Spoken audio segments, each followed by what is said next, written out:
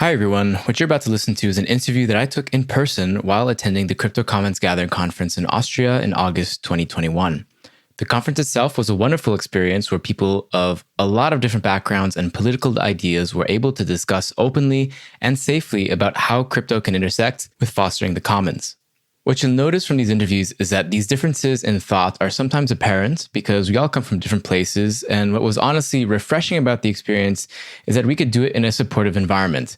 This was probably one of the most receptive audiences in Crypto to Socialism, which was really great for me. Also a heads up is that you may notice sometimes that the audio was clearly recorded in the house that we were all staying in, which wasn't the best place for recording, but we did the best that we could with what we had. A lot of the interviews will also likely feature in the documentary that I'm making about the world of crypto and its potential futures with a friend.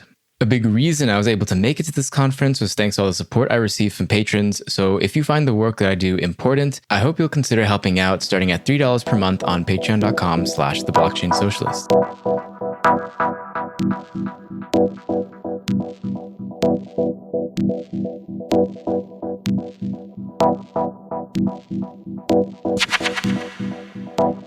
So we're at the Crypto Commons Gathering, and I am with Peth, who is one of the founders of Metagame, which is a very interesting project. A little bit maybe difficult to wrap your head around, but I think it's really interesting once you can. But maybe to start off, Peth, if you want to give a quick introduction to yourself and how you ended up at the Crypto Commons Gathering. I'm Peth, and I got here through the crypto side of things, but I got into crypto through the common side of things. So I was always researching these sort of alternative economic systems. You know, the Zeitgeist trilogy was like my favorite documentaries when I was a teenager. And so after that I was always looking into these sort of like eco-villages and that sort of things. And then when I found crypto, it was like, oh, like this is like the economic infrastructure layer for all of these sort of things to allow them to scale. And that's why like crypto instantly clicked in my head, which I think like researching all of that previously, I think is what allowed me to understand crypto so easily. Like to most people it's just too abstract, but yeah, I was into weird stuff. So you're already interested in sort of like alternative economic systems, in which you were able to quite easily make a connection with crypto. Right. And so I guess what did you start doing after that once you discovered crypto? I just like took all of my money and shoved it in. I was like, okay, so like this can change the world and make me money like at the same time. Like what the fuck? And I just started putting everything that I had inside. People were telling me I'm crazy. So how did you end up? But it was like also like it wasn't a lot of money because I was a plumber in Croatia, so yeah, I didn't have much of savings, but yeah. And so lead us through the process. How did you end up at the Crypto Commons Gathering? I think I met Felix. We invited him to come speak at the MetaFest, and he also invited a bunch of Commons people. So he got him to speak at our conference, and then after that he invited me to come speak here. So it was a mutual interaction of inviting each other. But I actually had to refuse it at first because we were playing our own gathering in Italy at the Liminal Village. Right. And like it didn't make sense to come here and then be here for 2 days to go be in Italy on September the 1st. And then our host from Italy, Roberto, was like, hey, I'm going to the thing called the Crypto Commons Gathering. Could you maybe come on 5th? I was like, like, is this the sign? Like, should I go to the Crypto Commons Gathering after all? Oh, nice. And yeah, I did. That's cool. And the Liminal Village is like this. It's an eco village in Italy, correct? Something like that. Yeah, it's kind of. It's going towards that. Yeah, it's a property with like 2 houses where Roberto organizes hackalongs. So he invites teams out there to build things together. So maybe we can start off, before getting into what is Metagame, the project you're working on, maybe you can define what exactly is a metagame, the concept. Yeah, metagame is like the most effective way to play the game. So it's sort of like playing game, but playing out sort of like outside of the prescribed rules of the game and trying to use the external factors to influence the game. And that's sort of how we see crypto like playing in the current world, and people sort of metagaming the current system by like exiting the traditional employment system and like joining crypto and like working on crypto projects, because we kind of building these alternative systems in parallel that are kind of undermining the mainstream system. So is playing the metagame in, like, I don't know, I guess poker would be like it's a game that includes a lot of metagame, and that, like, kind of looking into people's eyes and trying to see, is that person, like, is he lying or is he not? But I mean, if you're looking purely at the game, it's just a game of like probability. But so much of that game is played in the metagame. Right. Is that sort of how you would? Yeah, but then like the meta game was like if you were able to like spawn like print cards under the table and like introduce them cheating, in the game. Basically cheating, like using outside resources to influence the game. Mm-hmm. And so how do you think that relates to crypto? How? Like, I guess part of it is by going into crypto to a certain extent, I think it's debatable the extent, you are outside of like traditional infrastructure. Right. Yeah, we're like siphoning the talent of the Wall Street, like the traditional systems, or like Google or whatever, like other, and getting them to join crypto. So like at the same time we're taking the resources away from them, but also using that resources to build the alternatives that could potentially replace them. Right. That's been a huge theme in the conference, for sure. So can you explain what exactly is the project metagame that you're working on? What game are we playing, and what is the metagame of the game that we're playing? So in this project, our little instance of metagame. Yeah. The metagame that we are playing is trying to build onboarding and like the social layer of these crypto economic systems. So like trying to bring into one place anything that people need for first learning what even is crypto and like why do we think is cool, because like most of the people getting into crypto like, okay, number go up, and like they are told all about this financial side of things. And I feel like with each hype cycle the narrative has been lost, that like, people don't even know what crypto is about, and it's all been about the gains.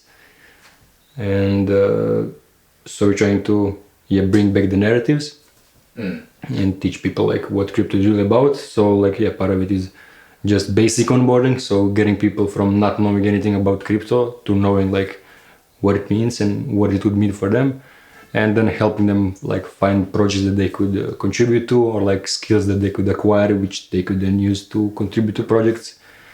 And then the other side of things is helping people who already are in crypto to do their own projects. So like we go to hackathons and like collaborate with other hackathon projects, help them get funding, help them whatever else they need. But basically the other side of things is bring it together into one place, anything that people need to do something in crypto. So like from the knowledge resources and like just gathering links, like even that is like immensely helpful to newcomers, just having like an index of like tools basic stuff like that, but also like helping people connect people to other people who can help them build their projects. And we have other organizations that are part of the network that offer like either funding or like design or building services. So trying to build this decentralized factory, which is all about bringing together these pieces that people need for doing something in crypto. So it sounds to me that the game, the base layer game that you guys are like metagaming is sort of like the labor market a bit, because what you guys are doing, from what I understand, is like trying to match people like with projects that they can help out, so that they don't necessarily have to work like the standard corporate job or something like that. Right. Yeah, that's, I think, definitely will be a huge part of it. I mean, the end goal is to build this whole decentralized society. So going on from here, like we imagine it only like 3 to 5 years to start connecting with physical locations, these sort of like eco villages and like co-working spaces and whatnot. But actually we already have some in the network, so it's more a matter of like creating an interface, like bringing them together right now into the interface so people can discover them. But yeah, like the goal is to build this whole decentralized society, and then like first we build our own like tools for like accounting for contributions and things like that. But then the first project was building these profiles which are meant for people to show what skills they have, and so it allows like easier matchmaking later. And then the next step will be to have like a list of open roles that projects can post, or like what people offer and what they demand, things like that. So like market is definitely some sort of labor market to enable the society to build itself. Right. I think it's a bit of gaming what is like sort of the traditional systems, and finding it's almost like you're like shepherding people away from that and into the crypto sphere. Right. Yeah. And then like also wanted to mention that like really long term the idea is to like establish sort of a resource based economy, so that people don't really need money to do something. They can just create tokens that represent either different resources. So like if you're a building guild, maybe you have a building token. If you're a marketing guild, you have like a shield token, and projects have their own tokens. And like theoretically, like people can just exchange all these different resource tokens and project tokens, and not actually need money to do things together. That's super interesting, because in the beginning you mentioned that you put half of your money into crypto. You're like, oh, I can change the world and make money. But you're using that to try to build a world in which you don't need money, I guess, right, to a certain extent. Yeah. Yeah, I had to like enable myself to be able to do this, which like I still haven't sold any of my seeds, and for the first year that I was working on Metagame, they were worth 0. So like I was living off of the money that I got from before to be able to do this for free. Oh, wow. That's your I understand that. I totally get that. So when you describe so like at the moment it's sort of like a matchmaking community, I guess, sort of say, and then but with the future vision of being like creating some type of alternative system that isn't as like I imagine the hope is like not to be so financialized. Right. Yeah, to have a system that's like more focused on like solving problems, like putting the problems really at the center rather than like profit. Right. And so like one of the simple ways we try to do that is like having the dashboard which displays like when you get into metagame, it asks you how are you doing, and like okay, you're not doing well, what's wrong, and like things like that. And then we have like social metrics that like you join, you see the dashboard and you see there are angry people today, like what's wrong, like how do we fix that. But also generally like having boards where people can just post problems that they want to solve and have people coordinate around solving problems. Right. How do you feel about like do you have any fear about how the crypto world is sort of developing at the moment? I think the general, like if you look at it on the surface, it feels like it's becoming a more and more financialized space. And I know I've seen your tweets before critical of that sort of trend. Just what your thoughts on that? Yeah, I get annoyed because that's like when I first got into crypto and I got from that background of alternative economies and that sort of thing. I sort of thought that like everybody sees it in the same way. Like everybody sees, okay, this is the technology to establish sort of like post-capitalist socioeconomic system. And yeah, for some reason I thought that, okay, I got it this way, and then everybody thinks this way. But then as I got into the actual community, I was like, okay, like they're mostly libertarians, and like most of them are into hyper-capitalism and not like completely free market. And so that's been a bit of a disappointing journey. Yeah.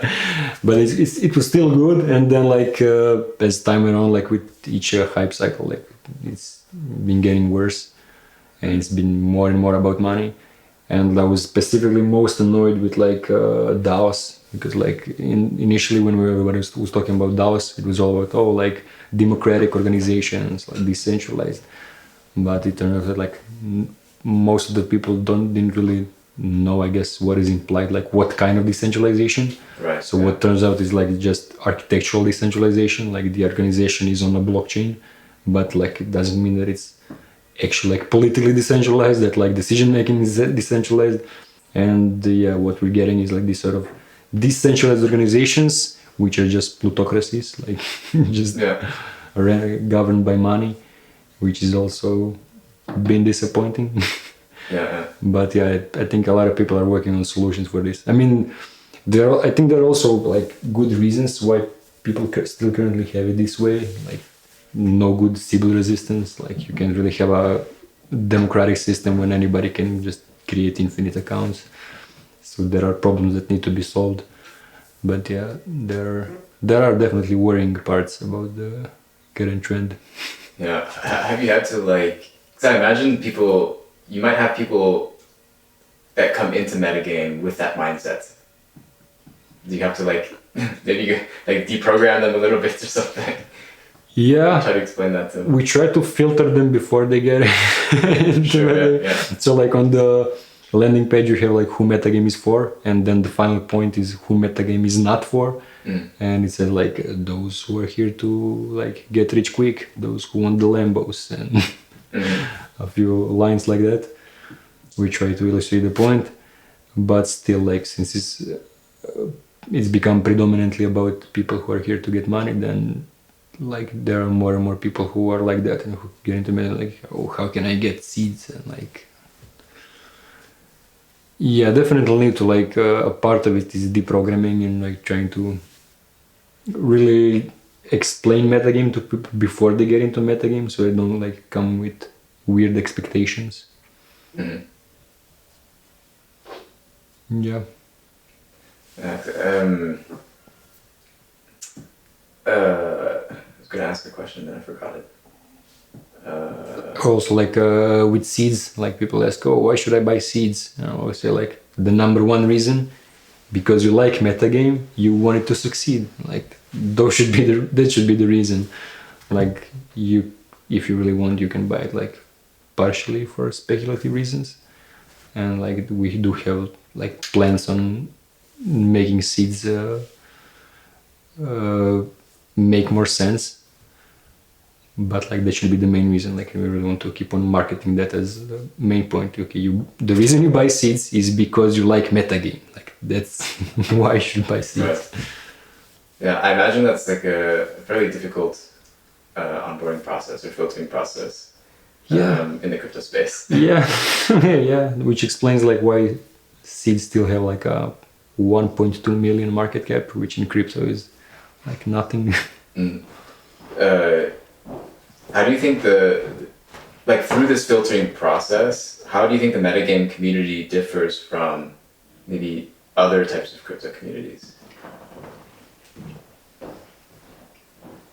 I guess it's like more honest in some ways than a lot of communities which like promise more, I guess.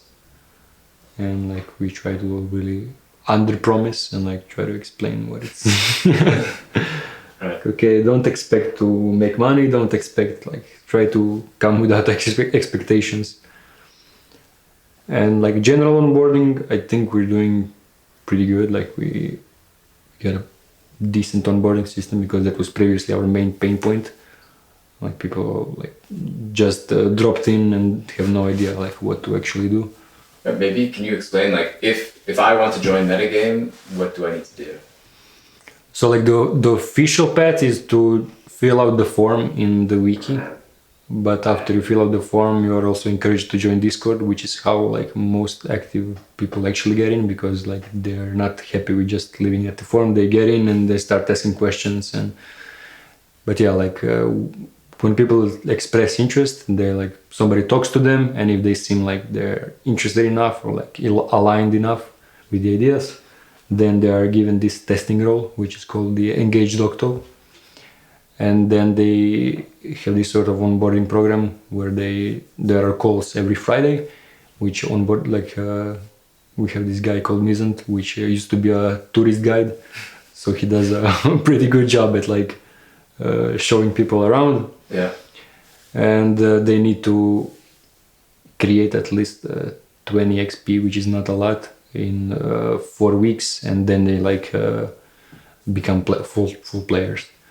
And besides that, we have different pets for different roles. Like not all roles have pets, but all the roles have like at least 3 to 5 evergreen quests, which are like quests that really anybody can complete. Like they're super simple. Like right. That's one of the things that we're trying to do, is like really lower the contribution bar as low as possible, and make it so that like anybody, like even without any skills whatsoever, can do at least one little thing.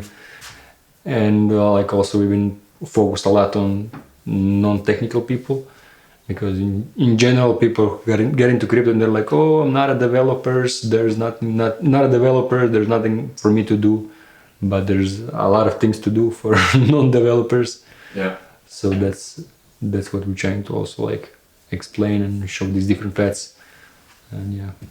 What I find interesting is that you use like gaming terminology, like video games, like when you say you're calling people players, as opposed to, which is the game that you're metagaming is the labor market in which you're a worker. Mm-hmm.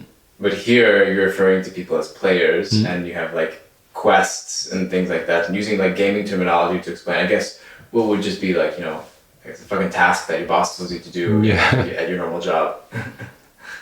Yeah, like quest is just a task. It just makes it sound more fun, I guess. Mm-hmm.